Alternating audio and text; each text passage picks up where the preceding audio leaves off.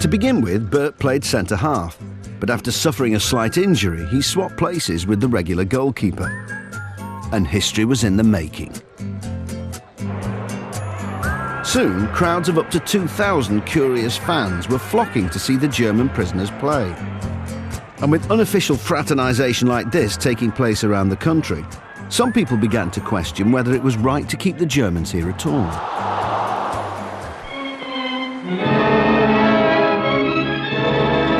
These are German prisoners of war, their life bounded by a prison cage. There are 385,000 of them in Britain today. Controversy ranges around them. Pathé News brings it to the screen. What do you think, Mrs. Tuffy? What do I think about the Germans? Well, they're human beings the same as us. And they should be sent back to their countries the same as our boys to be sent home here. Although repatriation for all was still some way off, by the 18th of December 1946, the fraternisation ban was finally lifted, and Bert and his fellow POWs were invited to spend Christmas with English families. And after a life spent under Nazi rule, it was through personal encounters like this that Bert learned most about freedom and democracy. I've always said my education began in the UK. The way I was treated, I can't say it often enough. Fairness, kindness, tolerant. You're a special type of people, you're a special type of island. Meanwhile, football matches against local teams continued, and games were often organised to raise money for charity. All the while, Bert's good looks and natural ability were beginning to draw a good deal of attention, particularly amongst the local girls. 18-year-old Marion Greenall lived with her family in Bryn, a small mining town a few miles from Camp 50. Teams local had played the Germans, you know, and but I was only interested in him in goal. To me, he was a man, not a German. He was, you know, and he had to fight just like I was had to fight. I wasn't bothered about him being a German. That I just fell for him and that was it.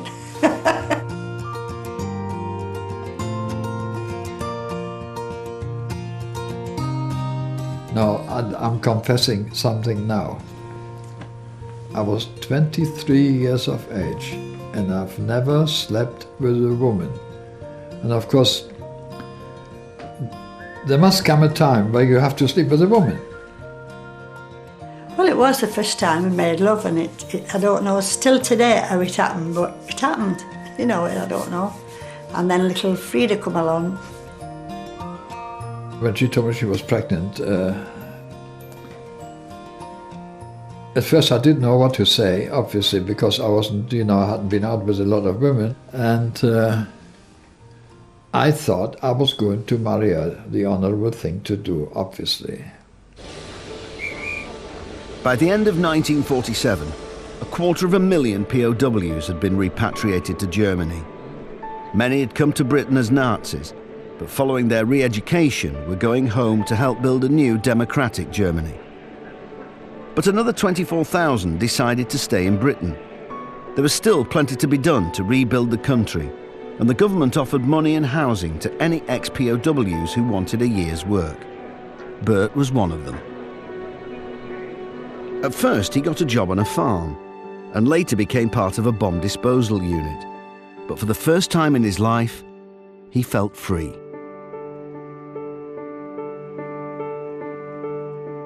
When Marion gave birth to their daughter in July 1948, she called her Frida, after Bert's mother.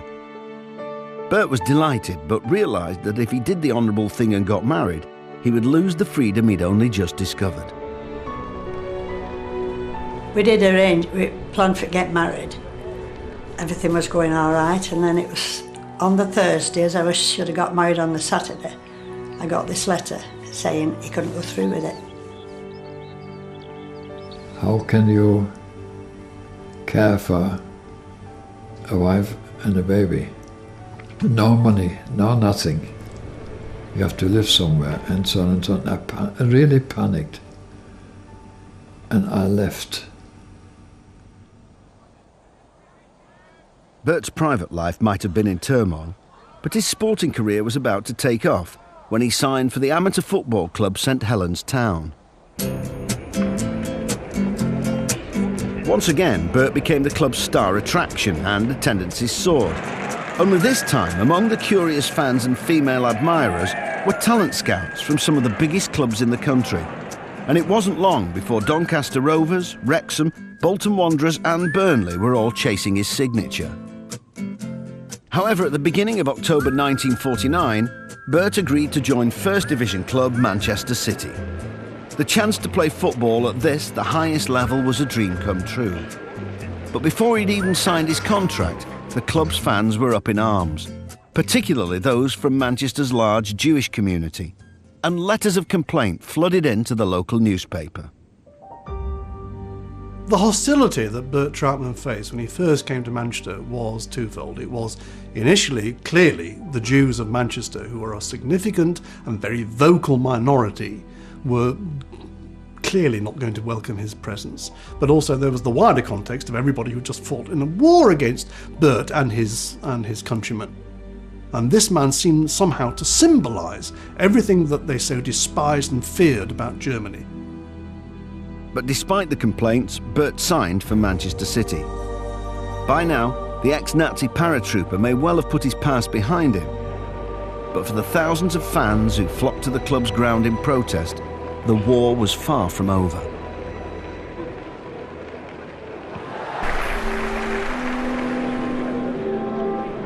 In October 1949, ex-Nazi paratrooper Bert Trautmann joined Manchester City Football Club as their goalkeeper, and thousands of fans took to the streets in protest. The following week, Bert travelled to the club to meet his new teammates, some of whom had fought the Germans on the Normandy beaches. I came about 2 or 3 months before Bert, so I can remember him first coming. When they brought him into the dressing room to meet the rest of the lads, he introduced him to Eric Westwood first, who was the club captain, and he just said to him, "Welcome, and there's no war in here, Bert. You're one of the lads and one of the team, and good luck to you." And that was it, and he settled down right away. Bert was welcomed warmly by the players, but initially he suffered frequent abuse from the terraces. And it took a letter from one of Manchester's leading rabbis to quell the unrest amongst the Jewish community. There was the Rabbi Altman. This is another story which impressed me very much. Through the media, he said, "Don't be stupid. How can you blame a German individual for what happened during the war? You can't. So let him play, let him show us he's a good sportsman, and enjoy him." And enjoy him they did, as in the weeks that followed, Bert's unquestionable skills between the posts finally endeared him to the fans, and Manchester's would-be footballers of tomorrow had a new hero to look up to. In Openshaw and Wythenshawe and all the other places, there were kids playing football, and you went down to your local rec, and as we all gathered there and we were putting the coats down for goals, I would automatically say, "Well, I'll be Bert," but there were 3 or 4 others all saying, "I'll be Bert," and we were saying, "No, you were Bert last week, I've got to be Bert this week." Everybody wanted to be Bert. As his reputation spread, it wasn't just the boys of Manchester who wanted to be Bert. But many parents were unhappy with the idea of their children idolising a German. At the age of 8 years, I wanted to be a goalkeeper. And my idol became this fascinating man called Bert Trautmann. And then the more I idolised him, the more I sought his autograph, the more I sought to just emulate this hero that I'd chosen, the more there was a little bit of resistance that became a stronger resistance from my dad. My dad, sadly, to the day he died, had a problem with the Germans.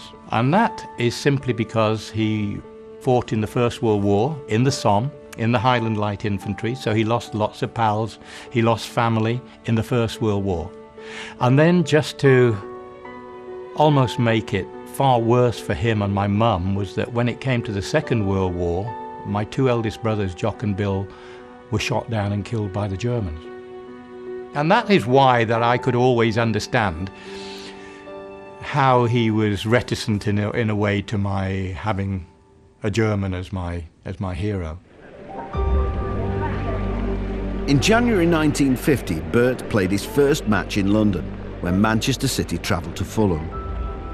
The capital had been bombed relentlessly during the war, so Bert was expecting a hostile reception, both from the fans and from the national press. But he needn't have worried. Trautmann gave such a fantastic display of goalkeeping, heroic goalkeeping, that at the end he was applauded off by not just City supporters but Fulham supporters. And that seems to be, historically, in retrospect, the game that seemed to turn it for Bert. And Bert from then on became the hero that he genuinely was. At the beginning of his career with Manchester City, Bert lived with the St Helens Town club secretary Jack Fryer and his family. And in March 1950, he married Jack's eldest daughter, Margaret. 7 months later, she gave birth to a son, John. This was the first son, lovely boy. Fathers, we always think about our children. They're very clever, very intelligent, very humorous. He gave us both a lot of pleasure. After a disappointing first season, Manchester City were relegated to the second division. And in November 1950, newsreel cameras filmed this away match against Blackburn Rovers. Bert isn't mentioned by name, but this is his first, albeit brief, appearance on screen. The City kicked off, and it wasn't long before the Rovers started scoring. Crossan, receiving a perfect pass from Graham, had no trouble in heading the ball into the net. The home supporters were far from displeased.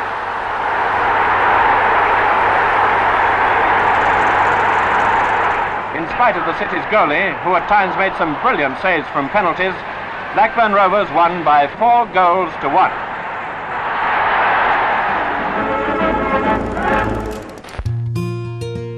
By the end of that season, Manchester City had regained their place in the First Division, thanks largely to Bert, whose bravery impressed all who saw him play.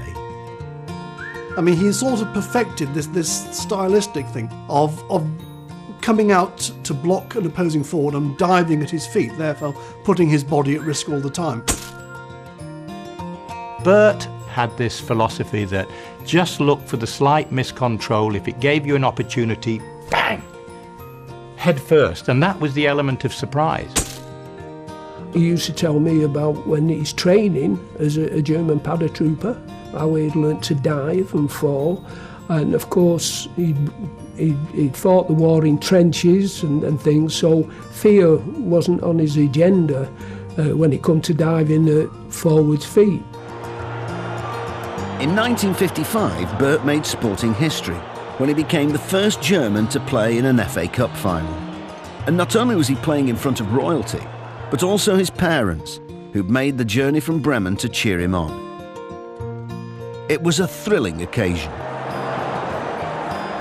We were the first ones who came with a full tracksuit onto the pitch. But when you walk onto the pitch, despite having tracksuit on, you've got goose pimples all over your body. The City in white shorts kick off, and the game of the year is on. Among those playing in the cup final, the first German to do so is Bert Trautmann in City's goal. In 55 against Newcastle, you know, we were favourites to beat Newcastle, but as so often happens, the favourites get beaten at Wembley. Newcastle's outside right takes it, and the ball sails goalwards. Milburn heads, and it's a goal. A beautifully timed header. And within 1 minute from the start, Newcastle are 1 up. City went on to lose 3-1, but it had been a memorable day for Bert, who made some great saves. But even for a top player like Bert, life for a footballer in the 1950s was a far cry from the excesses of today's game. You have to remember that in those days, even top professionals like Bert didn't earn more than about £10 a week. And they sometimes got a £2 bonus for winning, but that was it. And that is not a lot if you're trying to raise a family.